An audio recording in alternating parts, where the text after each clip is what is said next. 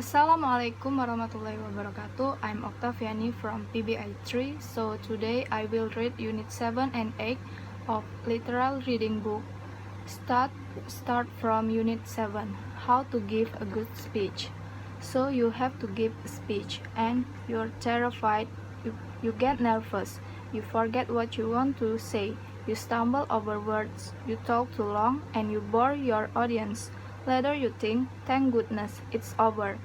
I'm just no good at public speaking. I hope I never have to do that again. Cheer up, it doesn't have to be that bad. Here are some simple steps to take the pain out of speech making. First of all, it is important to plan. Do your homework. Find out everything you can about your subject. And at the same time, find out as much as you can about your audience. Who are they? What do they know about your subject? Do they have a common interest? Why are they coming to hear you speak? Put yourself in their shoes as you prepare your speech. Ask yourself the purpose of your speech. What is the occasion? Why are you speaking? Are you introducing another speaker, moderating a discussion, giving a lecture, convincing someone? There are many possible speaking roles, and each one has its own special characteristics. Make sure you know into which category you fit. Don't spoil your speech by confusing one speaking role with another. Let us suppose that you have been asked to introduce the main speaker at a conference.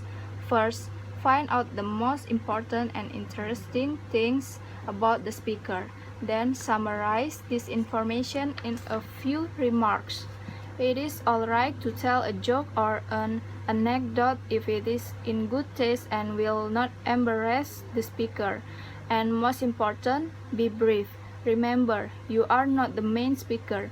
You are introducing the main speaker. If you are a moderator, you should begin by giving a quick introduction of the people on the panel. After that, you should try to keep the discussion running smoothly, and you should try to focus on the connection between speakers. Keep yourself in the background. Don't talk too much and don't interrupt the panelists. Be tactful and be considerate. If you are giving a lecture or explaining an idea, gather as many facts as you can on your subject. Spend plenty of time doing your research.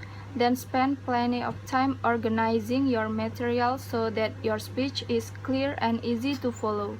Use as many examples as possible and use pictures, charts, and graphs if they will help you make your points more clearly. Never forget your audience. Don't talk over their heads and don't talk down to them. Treat your audience with respect. They will appreciate your thoughtfulness. If you are trying to sell something, you will need to convince your audience. Do you want them to vote for candidate A? Are you offering them a new, improved toothbrush? This kind of speech is usually dramatic, but here too, you must do your research and know your facts.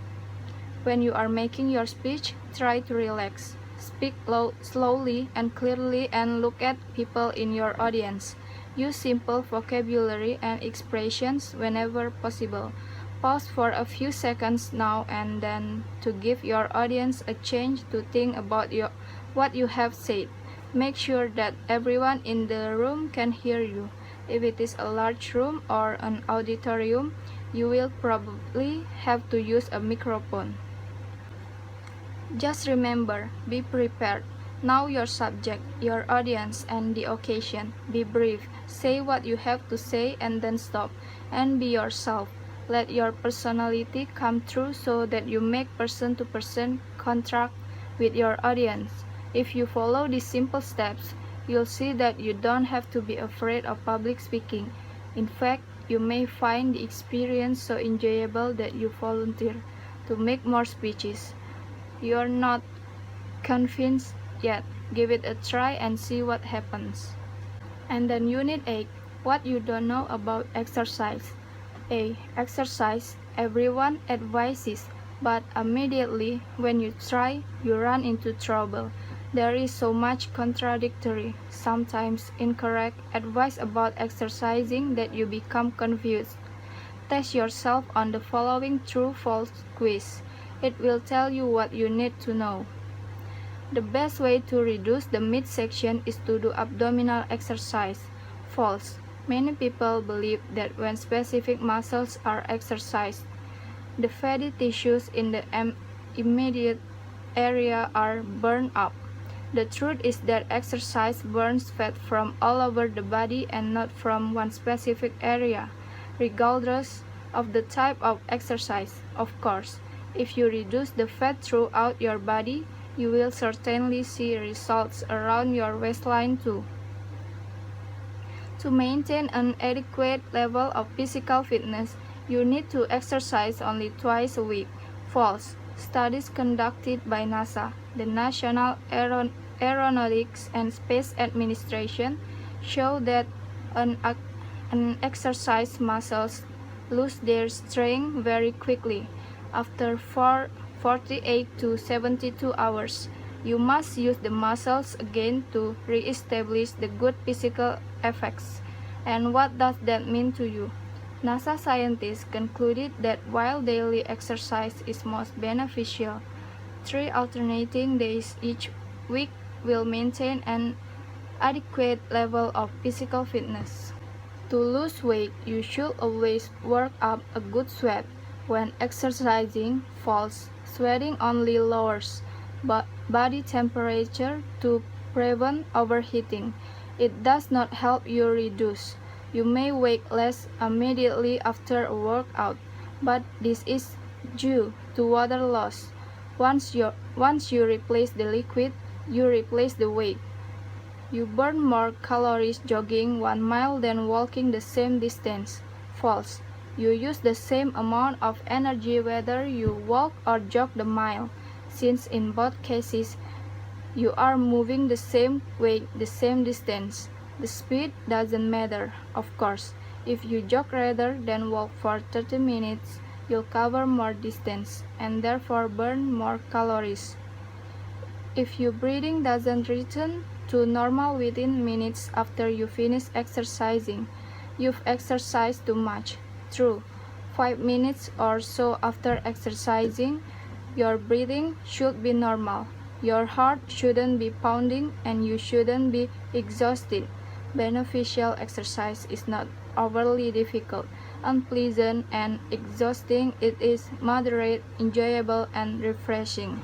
Walking is one of the best exercises. True, walking helps circulation of blood throughout the body and thus has a direct effect on your overall feeling of health.